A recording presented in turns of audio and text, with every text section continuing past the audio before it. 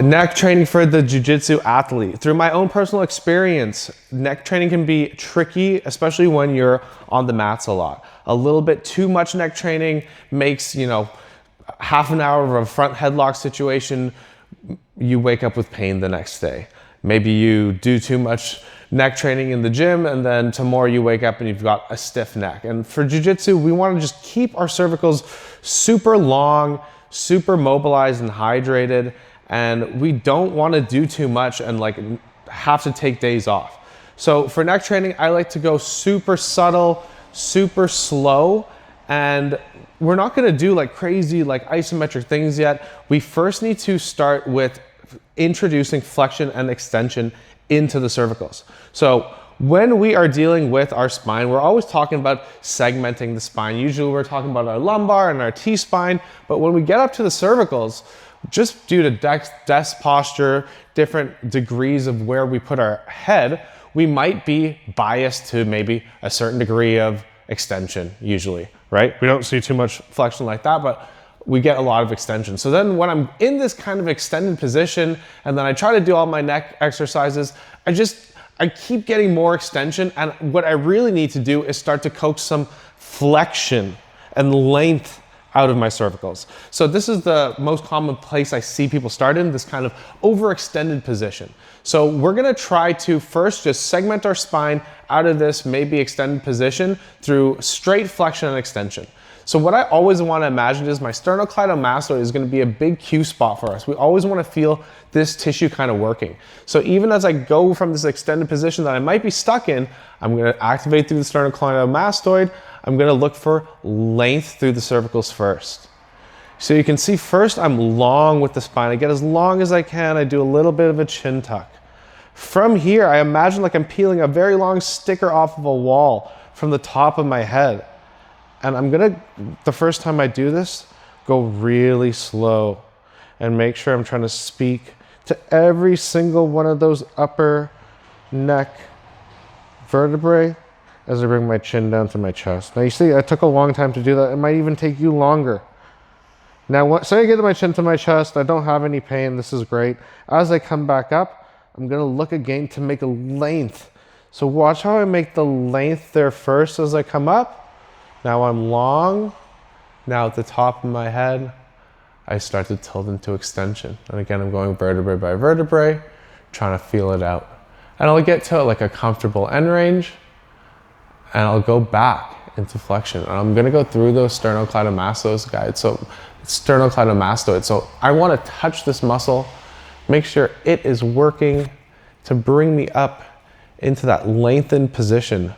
Now I get as much length as I can by using the sternocleidomastoids and a chin tuck, and then I'll flex back down. Now this is a great place to start because now I can start speaking some mobility into every vertebrae.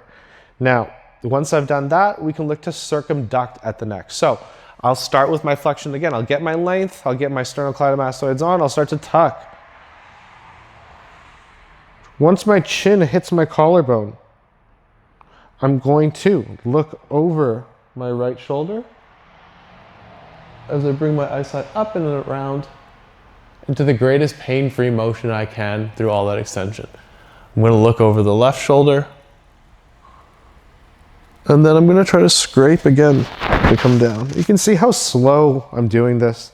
It's a bit annoying and methodical. It's annoying how methodical you have to be here, but again, guys, our neck is so important. We want to take our time. We want to do this from a really calm state. Looking over the shoulder, scraping to come down. I'll cue one more. So I'm going to scrape my chin over my collarbone. As I look over a shoulder, I'll take my eyesight up and around to the greatest pain-free circle that I can make as I look over my other shoulder and I scrape to come down. Okay, so now we've introduced flexion, extension, and circumduction into our cervicals. Let's go use this, guys. We need to kind of build some sternocleidomastoid strength. So what we're gonna do is we're gonna find the wall. Now, progression 1 on this, I'm not gonna be overly concerned about where my spine is, okay? As we kind of level up, we're gonna look to pelvic tilt and stack even more, but for right now, we're just trying to coax some sternocleidomastoid on through some lengthened extension. So, I'm on the wall here. Oh, this is fucking hard. What the hell? We need a better wall.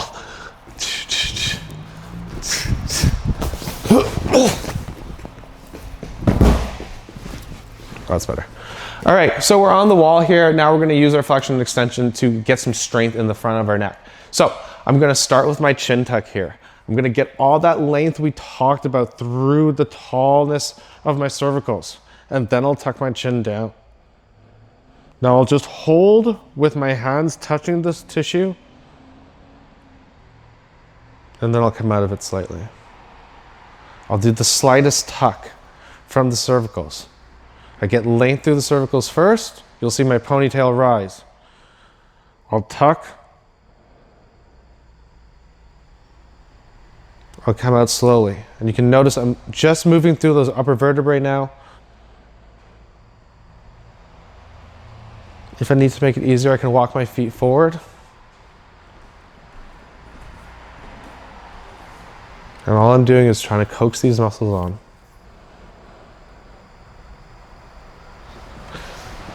So this is a great place to start your neck training because you start to develop that really lengthened cervical posture. And that's the stack that we want. We don't want this coming out too far. We're trying to always create that stack. But if I can't segment my cervicals, it's going to be really hard to create that without causing a bit of compensation. Whew! All right.